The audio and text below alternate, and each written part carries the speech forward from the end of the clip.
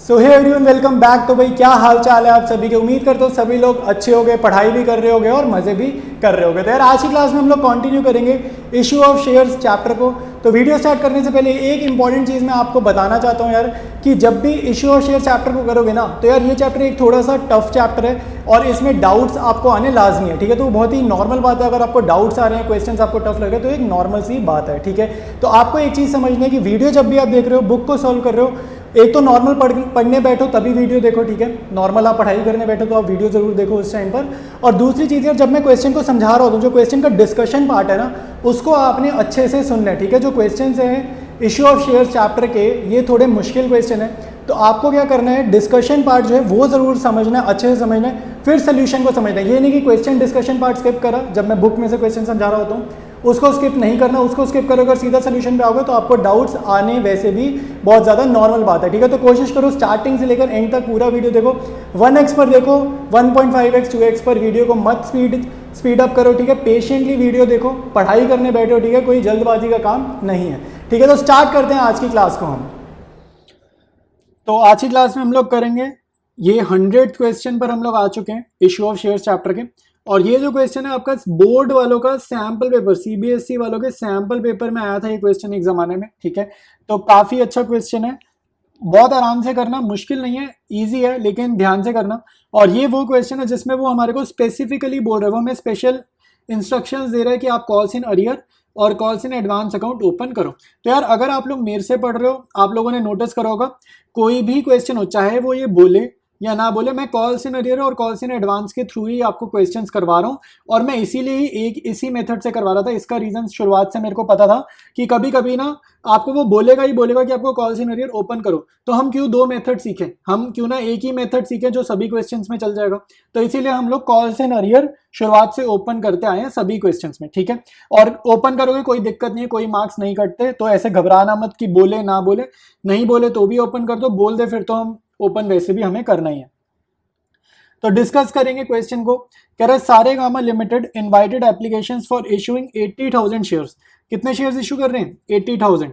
एक शेयर 100 का, प्रीमियम 10 रुपए का। तो नॉर्मल बेसिक डेटा दिया है। फिर application allotment, first call, final call.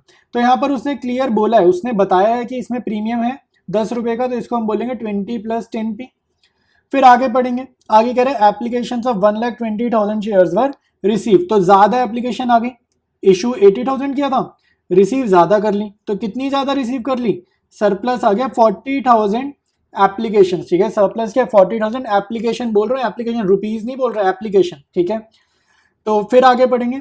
Allotment was made on pro rata basis to all the applicants. तो इसने कुछ भी रिजेक्ट नहीं करा है, कंपनी ने सबको एप्लीकेशन पे हमने प्रो राटा बेसिस पे शेयर्स अलॉट कर दिए।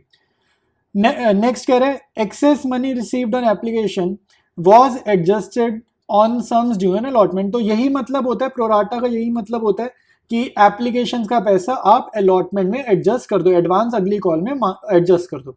तो यही मीनिंग है, उसने मीनिंग को ही एक्सप्लेन कर दिया।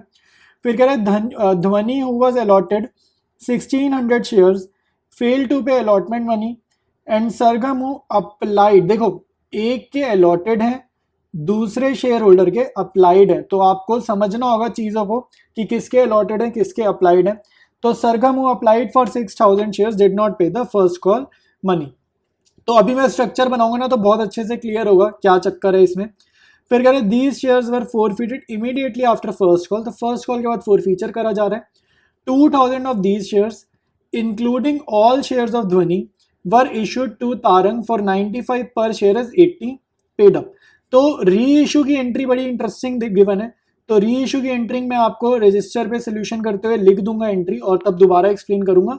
और अभी के लिए हम बस यही समझेंगे कि री इशू कितने कर रहे हैं, 2,000 शेयर्स हम री इशू कर रहे हैं। 95 पर शेयर वाली जो लैंग्वेज है ये बैंक अकाउंट में जाएगी री इशू की एंट्री में। 80 पेड अप ये आपका शेयर कैपिटल में जाएगा, यानी कि 15 रुपए आपके सिक्योरिटी प्रीमियम में जाएंगे। तो कह रहे पास नेसेसरी जर्नल एंट्रीज। तो पहले हम लोग जर्नल करने से पहले वर्किंग नोट बनाएंगे और उसके बाद ही हम जर्नल स्टार्ट करेंगे। वर्किंग नोट पर आ गए हम लोग। इशू कितने शेयर्स के हैं वो लिख दिया, एप्लीकेशन रिसीव लिख दिया। शेयर का स्ट्रक्चर मैंने बता दिया जितना बताया। उसने फाइनल कॉल पे बोला है बैलेंस। तो बैलेंस मतलब फेस वैल्यू देखो 30, 20, 50 और 30, 80। फेस वैल्यू 100, ये हो गया 80, तो बैलेंस कितना हो गया 20। और लास्ट लाइन में लिखा है final call has not been made, तो यानी कि नॉट कॉल्ड, तो ये कंपनी मांग ही नहीं रही है, तो ये मैंने यहाँ पर मेंशन कर दिया, ठीक है। उसके बाद आपको स्ट्रक्चर में मैं बता दूं, ये जो हम कॉल्स इन अरियर मेंशन करते हैं कि कितने शेयर्स हैं, ये अलॉटेड मेंशन करते हैं, ठीक है, याद रखना ये अलॉटेड मेंशन करते हैं। तो हमारे पास ध्वनि के तो अलॉटेड शेयर्स ऑलरेडी गिवन है 1600, तो ध्वनि ने तो अलॉटमेंट पर भी एरियर करे, और फोर फीचर क्योंकि हमारा यहाँ बाद में हुए, यहाँ पर हमारा फोर फीचर फर्स्ट कॉल पर हो रहा है, तो ध्वनि के अलॉटेड शेयर्स मैंने यहाँ पर लिख देखिए, उसने अलॉटमेंट में भी किया एरियर, फर्स्ट कॉल पे भी किया, ठीक है। मान के चलना क्वेश्चन अगर साइलेंट हो ना और क्वेश्चन बोली कि अलॉटमेंट पे एरियर हुए और फोर फीचर फर्स्ट कॉल पे हो, तो मान के चलना उसने फर्स्ट कॉल पर भी एरियर करा है, ठीक है, तभी फोर फीचर हो, वरना फोर फीचर क्यों होगा। तो ये ध्वनि का है। जो दूसरा है शेयर होल्डर सरगम, सरगम के ना अप्लाइड गिवन है, तो सबसे पहले तो आपको सरगम का क्या निकालना पड़ेगा, अलॉटेड शेयर निकालना पड़ेगा। तो सरगम के हमें अप्लाइड शेयर कितने गिवन है 6000, तो इसके अलॉटेड आपको निकालने पड़ेंगे। तो इसके अलॉटेड मुझे बताओ प्रोराटा में अप्लाइड से आंसर कम आएगा कि ज्यादा आएगा, ठीक है, ध्यान से सोचो। अप्लाई प्रोराटा में एप्लीकेशन हमेशा ज्यादा होती है, अलॉटेड हमेशा कम होते हैं, तो आंसर मेरा कम आना चाहिए। तो आंसर कम आना चाहिए, रेशो कौन सी यूज करनी है, ये रेशो यूज करनी है 80,120। तो क्योंकि आंसर कम आएगा तो डिनोमिनेटर में बड़ा नंबर मैं रखूंगा, तो यानी कि 1,20,000 नीचे 80,000 ऊपर, ठीक है। तो ये 80,000 है, तो ये अपनी 4 जीरो से ये 4 जीरो गई, 4 2 4 3 तो ये आपका आ जाएगा 4000, ठीक है, ये सॉल्व करने पे आ रहा है 4000। तो इसको अलॉट हुए 4000, तो स्ट्रक्चर में अपना जो डेटा जाएगा वो अलॉटेड शेयर का जाएगा। तो सरगम के 4000 है, ये ध्वनि है, तो ध्वनि के 1600 शेयर्स है। तो ये हमारा कंप्लीट स्ट्रक्चर है और दोनों की शेयर्स हमने क्या करें, फोरफीट करें। तो अब आपको ये तो आपने समझ लिया, स्ट्रक्चर समझ लिया, अब हम समझेंगे प्रोराटा। तो याद रखना सबसे पहले मैं कंपनी के पॉइंट ऑफ व्यू से प्रोराटा का एनालिसिस करूंगा कि कंपनी को कितना एडवांस आया और वो एडवांस कहां तक एडजस्ट हुआ। क्वेश्चन में बोला है एडवांस अलॉटमेंट तक एडजस्ट हुए, तो जरा हम चेकआउट करेंगे। तो सबसे पहले आपको सरप्लस लिखना होगा। सरप्लस मतलब देखो एक्सेस एप्लीकेशन कितनी है, इशू 80,000 करे 1,20,000 आ गई, तो एक्सेस एप्लीकेशन कितनी आ गई, इनका डिफरेंस यानी कि 40,000 शेयर्स, ये एक्सेस एप्लीकेशन है। तो सरप्लस अमाउंट कितना होगा, 40,000 शेयर्स पर 30 रुपीज मिल गए, ये एप्लीकेशन का पैसा मिल गया। तो ये अगर आप मल्टीप्लाई करोगे ये कितना आ जाएगा, 12 लाख रुपए आएगा। तो सरप्लस कितना हो गया, 12 लाख हो गया, ठीक है, सरप्लस हो गया 12 लाख, ठीक है। अब आप चेकआउट करो आइडियली अलॉटमेंट मनी कंपनी कितना ड्यू करती है, आइडियली मतलब इशूड के हिसाब से, प्रोराटा को इग्नोर करो। नॉर्मली क्या सिनारियो था, अलॉटमेंट का 80,000 पे 20 रुपए और 10 रुपए, 20 रुपए फेस वैल्यू 10 रुपए एसपी। तो मैं भी यहाँ पे अलॉटमेंट को तोड़कर लिखूंगा, फेस वैल्यू अलग, सिक्योरिटीज प्रीमियम अलग। तो 80,000 इंटू 20 अगर मैं करूंगा तो 16 लाख फेस वैल्यू आएगी, 80,000 इंटू 10 करूंगा तो 8 लाख का प्रीमियम आएगा। तो इतनी अलॉटमेंट ड्यू है, ठीक है। तो ये अलॉटमेंट ड्यू है, इसमें से मैं माइनस करूंगा सरप्लस। भाई आपको मैं हमेशा समझाया है जो भी एडवांस आता है वो एडवांस आपका एप्लीकेशन का पहले अलॉटमेंट में एडजस्ट होता है, और किस ऑर्डर में एडजस्ट होता है, पहले फेस वैल्यू में एडजस्ट होता है फिर प्रीमियम में एडजस्ट होता है। तो 12 लाख आया तो पहले पूरे के पूरे 12 लाख रुपए फेस वैल्यू में डाल दो, और पूरा खत्म हो गया, एडवांस खत्म हो गया, तो आपका प्रीमियम में एडवांस कुछ भी नहीं गया है, ठीक है। तो ये मैं सब्ट्रैक्ट करूंगा, तो 4 लाख प्लस 8 लाख, ठीक है। तो यानी कि ये हमारी हो जाएगी अलॉटमेंट आफ्टर एडजस्टमेंट। तो इसको लिखेंगे अलॉटमेंट ड्यू आफ्टर एडजस्टमेंट। तो इसमें हमने एडवांस को एडजस्ट करा है, ठीक है। अब आपके पास दो शेयर होल्डर हैं जो एरियर कर रहे हैं, एक शेयर होल्डर है ध्वनि, एक शेयर होल्डर है सरगम। तो ध्वनि का एरियर अलॉटमेंट पे हुआ है, तो आपको ये समझना है कि जो मेरा एडवांस है वो मेरा जो एडवांस है वो एप्लीकेशन से अलॉटमेंट तक पहुंचा है। तो जो मेरा एडवांस है वो एप्लीकेशन से अलॉटमेंट तक पहुंचा, यानी कि अलॉटमेंट में एडवांस है, अलॉटमेंट में एडवांस है। तो यानी कि अलॉटमेंट में जो ध्वनि का एरियर हुआ है ना, तो ध्वनि का जो एरियर है कॉल्स इन एरियर वो डायरेक्टली नहीं निकलेगा, स्ट्रक्चर देखकर नहीं पता लगेगा, उसके लिए मेरे को ये सिमिलर फॉर्मेट बनाना पड़ेगा। अभी मैंने कंपनी के पॉइंट ऑफ व्यू से बनाया, सेम फॉर्मेट में अब ध्वनि के पॉइंट ऑफ व्यू से बनाऊंगा, क्योंकि अलॉटमेंट पर कुछ एडवांस पहुंचा है और वहां पर एरियर भी हुआ है। अब हम एक और इंपॉर्टेंट बात समझ लेते हैं इसी से रिलेटेड। अगर आप देखो फर्स्ट कॉल पे भी एरियर हुआ है, ध्वनि का भी सरगम का भी, लेकिन जो एडवांस है कंपनी के पॉइंट ऑफ व्यू से देखो, जो एडवांस है 12 लाख था वो सिर्फ अलॉटमेंट तक पहुंचा है और अलॉटमेंट उसके बाद ड्यू हो गई। तो क्योंकि एडवांस सिर्फ अलॉटमेंट तक पहुंचा और अलॉटमेंट भी ड्यू हो गई, इसका मतलब ये कि जो एडवांस है वो आगे फर्स्ट कॉल तक नहीं पहुंचा। इसका मतलब है एडवांस एप्लीकेशन से सिर्फ अलॉटमेंट तक पहुंचा और आगे नहीं पहुंचा। तो फर्स्ट कॉल पे, ये जो हमारी फर्स्ट कॉल है 30 रुपीज की, यहाँ पर प्रो राटा का इफेक्ट नहीं है। तो यहाँ पर जो कॉल्स इन अरियर है वो आप डायरेक्टली बता सकते हो स्ट्रक्चर देखकर। तो यहाँ पर 1600 इंटू 30 ध्वनि का कॉल्स इन अरियर, 4000 इंटू 30 सरगम का कॉल्स इन एरियर। तो सरगम के लिए सिर्फ इतना ही वर्किंग नोट में काम हमें करना था। अब हम ध्वनि के लिए काम करेंगे। ध्वनि का अलॉटमेंट का एरियर निकालने के लिए काफी मेहनत करनी पड़ेगी, क्योंकि यहाँ पर प्रोराटा का इफेक्ट है, यहाँ पर एडवांस पहुंचा है। तो बिल्कुल सेम तरीके से जैसे कंपनी का पॉइंट ऑफ व्यू था, ध्वनि का पॉइंट ऑफ व्यू है। तो ध्वनि के मेरे को ना अलॉटेड शेयर्स गिवन है। तो अलॉटेड शेयर्स हमारे को कितने गिवन है, 1600। तो मुझे इसके अप्लाइड शेयर्स भी जानने, क्योंकि मैं सरप्लस कैसे बताऊंगा, अप्लाइड शेयर भी जानने। तो अप्लाइड शेयर कैसे आएगा, अप्लाइड शेयर का आंसर आएगा ज्यादा। तो ऊपर मैंने लिखा है एप्लीकेशन रिसीव्ड को मैंने न्यूमरेटर में रखा, इशूड शेयर्स को मैंने नीचे रखा। तो 80,000 नीचे, ये ऊपर। तो ये जब मैं सॉल्व करूंगा मेरा आंसर आ रहा है 2400। तो ध्वनि ने अप्लाई करे 2400 शेयर्स, इसको अलॉट हुए 1600। तो इसने सरप्लस कितना दे दिया, 800 शेयर्स। इनका डिफरेंस लिया 800 शेयर्स पे एप्लीकेशन मनी 30 रुपीज का इसने सरप्लस दे दिया, यानी कि 24,000 रुपीज का इसने सरप्लस दिया। तो ध्वनि की जो अलॉटमेंट ड्यू है, जो इसने नहीं पे करी, वो आइडियली कंपनी ने कितने मांगे इसके अलॉटेड शेयर से। तो अलॉटमेंट इसकी मैं तोड़ूंगा, फेस वैल्यू और सिक्योरिटीज प्रीमियम के अकॉर्डिंग हमने ब्रेक कर दी। तो 20 प्लस 10p, देखो अलॉटमेंट क्या है, 30 की थी, जिसमें से 20 रुपए फेस वैल्यू थे, 10 रुपए प्रीमियम थे। ठीक है, तो आपको ये समझना है, इसके 1600 शेयर्स के हिसाब से निकालो। मैं ऊपर स्ट्रक्चर दिखा देता हूँ ताकि क्लियर हो जाए। तो ऊपर अगर आप स्ट्रक्चर देखोगे तो 1600 इंटू 20 फेस वैल्यू ड्यू है, 1600 इंटू 10 इसकी सिक्योरिटीज प्रीमियम ड्यू है। ठीक है, तो नीचे यहाँ पर आप लिखोगे तो 32,000 इसकी अलॉटमेंट ड्यू है फेस वैल्यू की, और 16,000 इसका प्रीमियम ड्यू है। इसमें से माइनस करो जो इसका एडवांस है, यानी कि सरप्लस। तो सरप्लस हमने ऊपर निकाला है 24,000। पहले फेस वैल्यू में एडजस्ट होता है, और ज्यादा हो तो सिक्योरिटीज प्रीमियम में तब एडजस्ट होता है। तो अकाउंट्स में ब्रैकेट मतलब माइनस, तो ये हम सरप्लस हटाएंगे तो इसको क्या बोलेंगे, allotment due after adjustment, after adjustment of surplus. ठीक है, तो ये कितनी है, 32 में से 24 गए, तो ये आपका हो जाएगा 8,000 प्लस 16,000। तो टोटल कितना हो गया, ये टोटल ये हो जाएगा 16 और 8 24,000 रुपए जो इसको देने थे और इसने नहीं पे करे। ठीक है, इसको देने थे और इसने नहीं पे करे, और एडजस्टमेंट वगैरह सब हो गई। तो इसने क्योंकि ये नहीं पे किए अलॉटमेंट में, तो इसी को हम बोलेंगे कॉल्स इन एरियर। तो ध्वनि का जो कॉल्स इन एरियर है वो वर्किंग नोट से पता चला है, स्ट्रक्चर देखकर डायरेक्टली हमें नहीं पता चला है। कंप्लीट वर्किंग नोट आपको अब दिख रहा है, ये कंपनी के पॉइंट ऑफ व्यू से। ठीक है, ये आपका ध्वनि के पॉइंट ऑफ व्यू से है, ये नीचे वाला, और यहाँ पर जो है ये सरगम के पॉइंट ऑफ व्यू से है। सरगम की कैलकुलेशन कम है, क्यों कम है मैंने अभी समझाया, ये एडवांस वाला चक्कर नहीं समझा तो एक बार पीछे जाकर फिर से आप चेकआउट करोगे।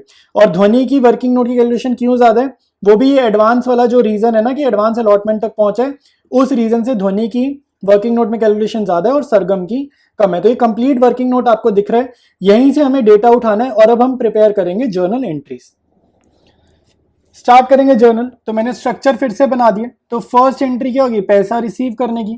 तो यहाँ लिखो bank account debited to share application account. ठीक है, तो मैं कंप्लीट जर्नल कर रहा हूँ, खाली फॉर फीचर नहीं कर रहा, कंप्लीट कर रहा हूँ।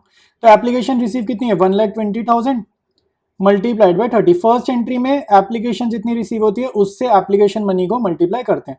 तो 1,20,000 इंटू 30, तो 12 3 36, कितने जीरोस आएंगे, 5 जीरोस। ठीक है, तो 5 जीरोस मतलब ये एक तरीके से कितना हो गया, 36 लाख। तो ये हमारा एप्लीकेशन मनी है।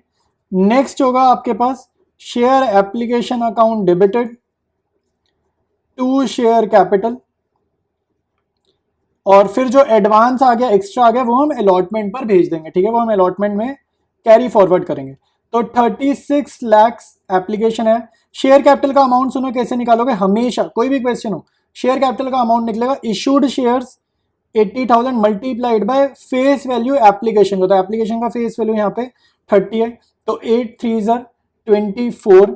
ठीक है, और कितनी जीरो, 4 और 1 5, यानी कि 24 लाख आएगा। ये शेयर अलॉटमेंट या तो आप बैलेंसिंग फिगर से निकाल लो, बैलेंसिंग फिगर से 12 लाख आ रहा है।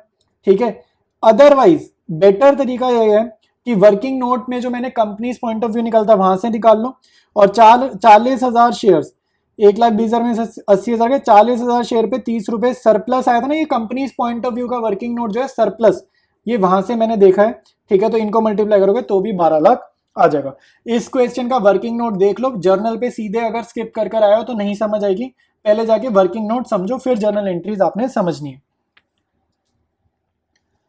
फिर नेक्स्ट एंट्री है अलॉटमेंट ड्यू करने की, तो अलॉटमेंट ड्यू करेंगे। अब जितनी भी एंट्रीज हम करने वाले हैं ड्यू करने वाली, वो सब इशूड शेयर से अब हम करेंगे।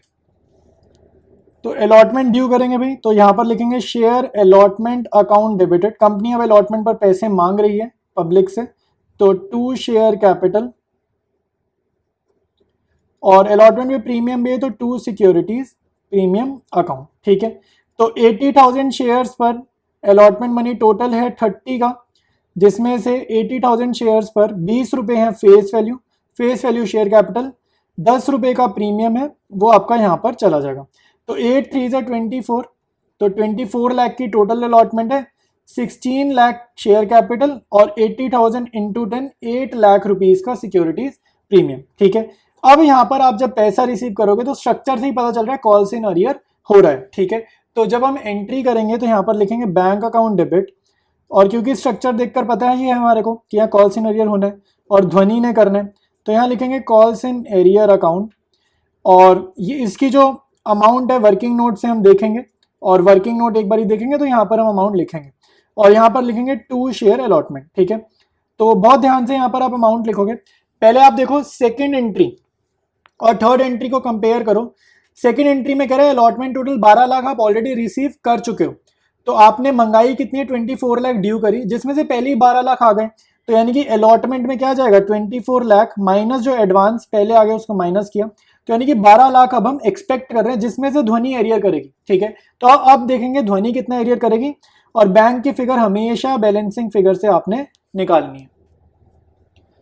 ये वर्किंग नोट में ध्वनि का आपको एरियर दिख जाएगा, कॉल्स इन एरियर का 24,000, तो हमने सारा डिस्कस किया। अलॉटमेंट ड्यू आफ्टर एडजस्टमेंट जो इसने नहीं पे करी, तो 24,000 का इसका एरियर है, और इसने सिक्योरिटीज प्रीमियम भी अभी तक पे नहीं करा है।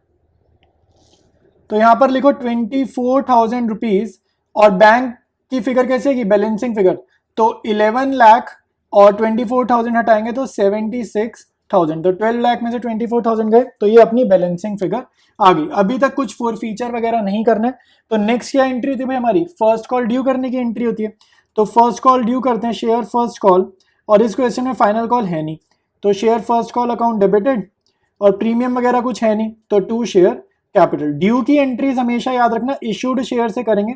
तो 80,000 और फर्स्ट कॉल 30 रुपीज के क्वेश्चन में गिवन है, तो ये 24 लाख हम एक्सपेक्ट कर रहे हैं। तो क्या हमें 24 लाख मिलेंगे, नहीं मिलेंगे, क्योंकि हमारे को कॉल्स इन अरियर क्वेश्चन में गिवन है। तो bank account debited, calls in arrear account debit, देखो जर्नल तो लिख ही सकते हैं ना, अमाउंट अभी हमें नहीं पता लेकिन जर्नल तो लिख सकते हैं। तो कॉल्स इन एरियर डेबिट होगा तो इससे लिख दिया, और क्रेडिट होगा टू शेयर फर्स्ट कॉल। तो अब मैं आपको बता देता हूँ कितना पैसा मंगाया शेयर फर्स्ट कॉल पे, 24 लाख, तो वो तो आप यहाँ पर पहले ही लिख लो कि 24 लाख हम एक्सपेक्ट कर रहे हैं पब्लिक से, लेकिन कॉल्स इन एरियर होगा। यहाँ पे कौन कौन कॉल्स इन एरियर कर रहे हैं, ध्वनि और सरगम। तो ऊपर स्ट्रक्चर पे चलो, स्ट्रक्चर पर आपको दिख जाएगा, ठीक है। तो स्ट्रक्चर में आपको एक चीज दिख रही है कि 1600 शेयर पे ध्वनि का एरियर है, 4000 शेयर पे सरगम का एरियर है। तो एडवांस जो था ना, जो एडवांस था वो एप्लीकेशन से सिर्फ अलॉटमेंट तक ही आपका एडवांस पहुंचा है, तो एडवांस आगे पहुंचा नहीं है। तो इन दोनों का जो एरियर है ना फर्स्ट कॉल का, ये आप डायरेक्टली स्ट्रक्चर से देखकर निकाल सकते हो, इसके लिए वर्किंग नोट में कैलकुलेशन नहीं करने की जरूरत। तो 1600 इंटू 30 निकालेंगे तो ये आपका आ जाएगा, और 4000 इंटू 30 निकालेंगे तो ये सरगम का एरियर आ जाएगा। इसी को आप डायरेक्टली भी निकाल सकते हो। 56, इन दोनों को ऐड करो, 4000 प्लस 1600, 5600, इन दोनों को ऐड करो, 5600 इंटू 30 भी आप डायरेक्टली भी लिख सकते हो, ठीक है। तो यही मैं यहाँ पे लिख देता हूँ 5600 इंटू 30, तो ये मेरा कॉल्स इन एरियर होगा। इसका अमाउंट मैं यहाँ लिखूंगा, तो बैंक का अमाउंट मैं निकाल दूंगा बैलेंसिंग फिगर से। तो ये हमारा आ रहा है 1,68,000 मल्टीप्लाई करने पे, और 24 लाख में से 1,68,000 जाएंगे, तो ये हमारा आ रहा है 22,32,000 बैलेंसिंग फिगर, ठीक है। तो ये अपने पास फर्स्ट कॉल की भी एंट्री होगी। इसके बाद सेकंड कॉल मंगाई नहीं है, तो अब हम करेंगे 4 फीचर की जर्नल एंट्री। अब हम करेंगे 4 फीचर की एंट्री। तो 4 फीचर की एंट्री आप सभी को याद होगी अब तक कि शेयर कैपिटल अकाउंट होता है डेबिट, सिक्योरिटीज प्रीमियम डेबिट होता है जितना ना मिलो, जितना नॉट रिसीव्ड हो, ठीक है। तो जितना नॉट रिसीव्ड हो उतने से ही यहाँ पे डेबिट होगा। क्रेडिट करेंगे हम फोरफिटेड शेयर्स अकाउंट, और साथ साथ हम क्रेडिट करेंगे कॉल्स इन एरियर्स अकाउंट, ठीक है। तो कॉल्स इन एरियर्स हम क्रेडिट वैसे भी हमेशा करते आए हैं फोर फीचर की एंट्री में।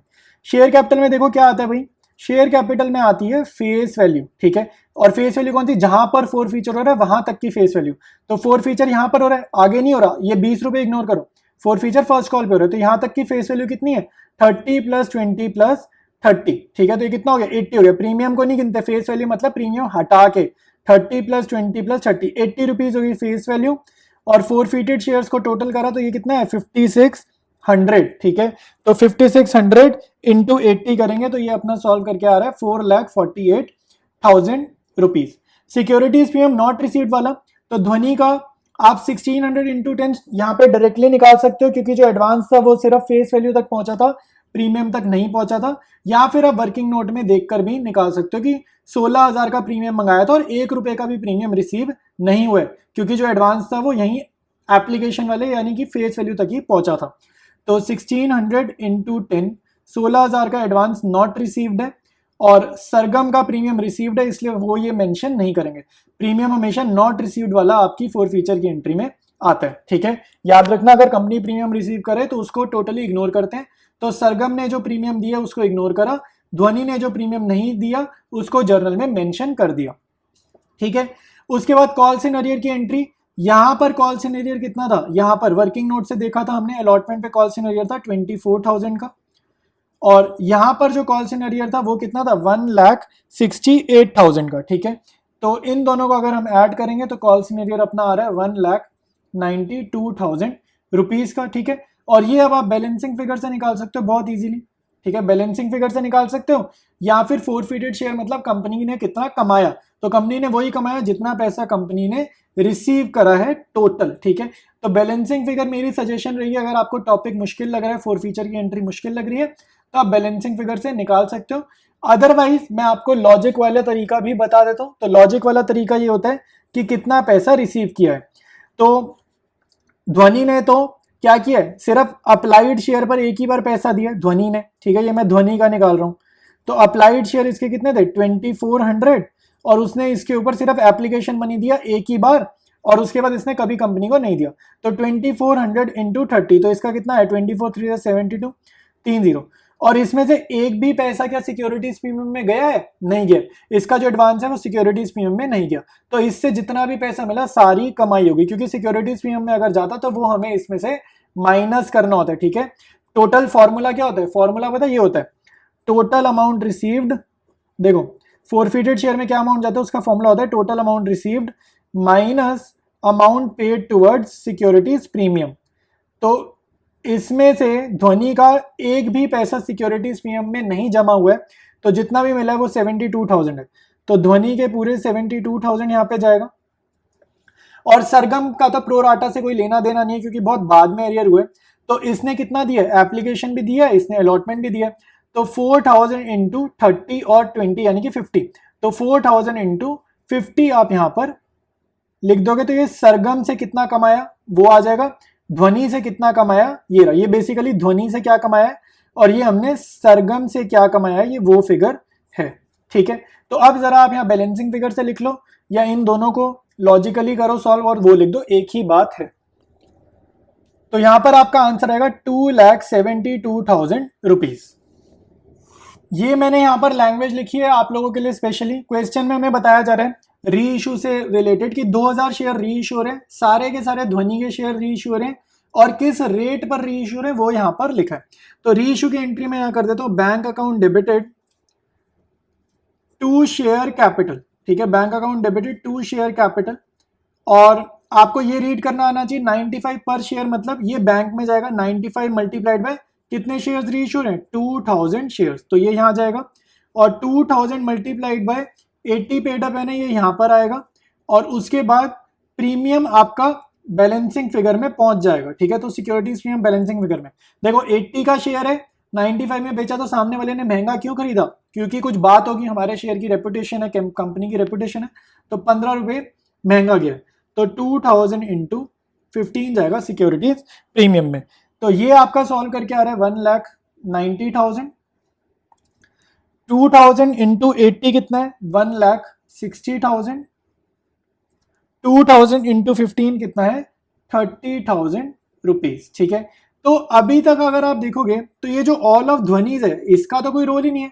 इसका जो रोल आएगा ना वो लास्ट एंट्री में है। तो लास्ट एंट्री क्या है, forfeited shares account debited to capital reserve. यहां पर बहुत ज्यादा रोल है इस लैंग्वेज का कि ध्वनि के ही सारे शेयर बिके हैं, बाकी जो शेयर्स है वो सरगम के बेचे गए हैं। तो इस चीज को जरा समझेंगे और फिर जाके हमारी लास्ट एंट्री कंप्लीट होगी। देखो जरा ऊपर स्ट्रक्चर बहुत ध्यान से समझो।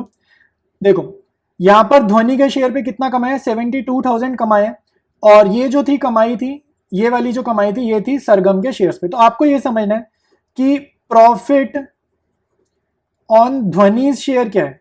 प्रॉफिट ऑन ध्वनि शेयर क्या है 72,000 है, और इसके कितने शेयर थे, इसके टोटल हमने कितने शेयर फोरफिट करें 1600 शेयर्स इसके हमने फोरफिट करें। तो यानी कि इसके 1600 शेयर्स पर हमने कितना कमाया 72,000 कमाया। सरगम का क्या आंसर है 400 इंटू 50। ठीक है, तो ये आपका मतलब हो गया 2 लाख रुपए। तो सरगम के कितने शेयर्स फोरफिट करें 4000। तो सरगम के 4000 शेयर्स पर हमने कितना कमाया, हमने कमाया है 2 लाख रुपए।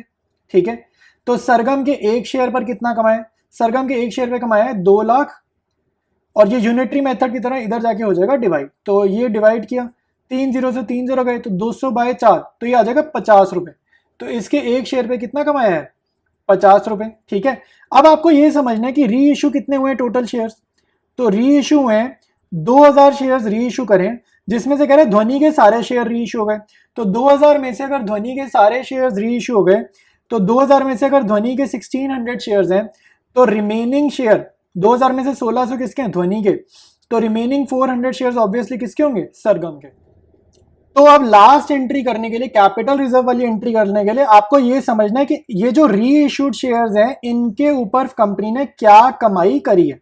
तो आपको ये समझना है कि ध्वनि के शेयर की कमाई तो पता है कि 72,000 हमने कमाया है, इन 1600 शेयर्स पर हमने कमाया 72,000। लेकिन ये जो पार्ट है इस 2000 के दो टुकड़े हुए हैं ना, इस 2000 का टुकड़ा हुआ है एक 1600 और एक 2000 का टुकड़ा हुआ है 400।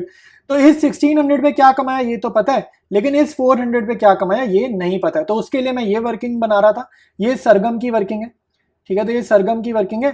सरगम के एक शेयर पे 50 रुपए कमाया है, तो सरगम के 400 शेयर्स पर कितना कमाया 50 मल्टीप्लाइड बाय 400। तो ये कितना होगा 5 4 20 और ये 3 0।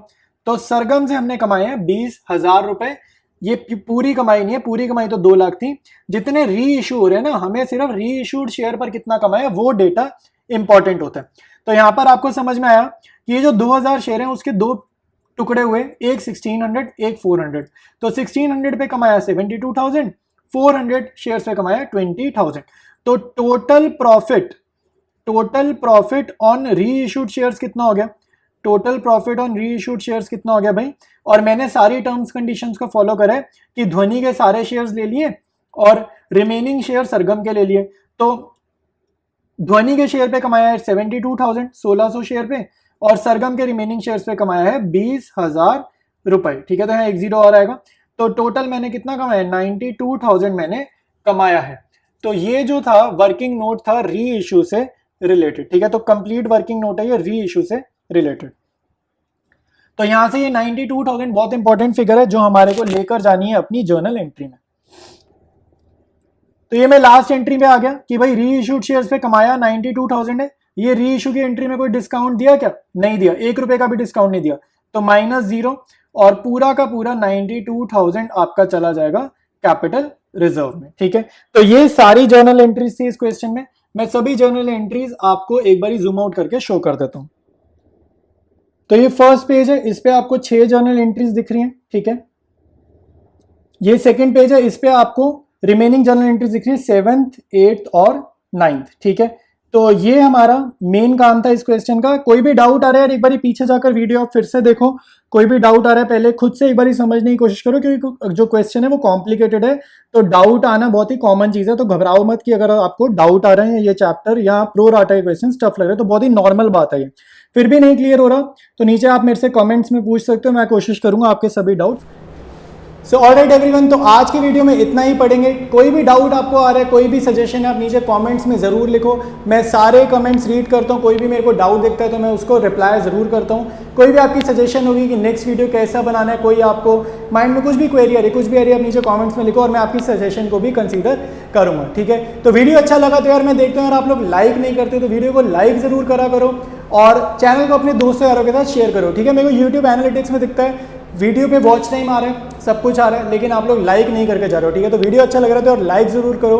चैनल पर फ्रीक्वेंटली विजिट करते हो, बार बार ही आते हो, चैनल अच्छा लग रहा है, आपको समझ में आ रहा है, पढ़ाई अच्छी हो रही है, अकाउंट्स में इंप्रूवमेंट हो रही है, तो चैनल को सब्सक्राइब करने का भी आप कंसीडर कर सकते हो। इससे क्या होगा यार, हमारी कम्युनिटी और बड़ी होगी। ठीक है, हमारी जो पढ़ाई कम्युनिटी है वो हमारी बड़ी होगी और हमारे चैनल की भी ग्रोथ होगी। ठीक है, अभी आप देख रहे हो यार बहुत स्मॉल चैनल है, बहुत कम सब्सक्राइबर्स हैं, तो आप लोग सब्सक्राइब अगर कर सकते हो तो बहुत बढ़िया सपोर्ट हो जाएगी। तो मिलते हैं हम लोग नेक्स्ट वीडियो में, कंटिन्यू करेंगे इसी चैप्टर को।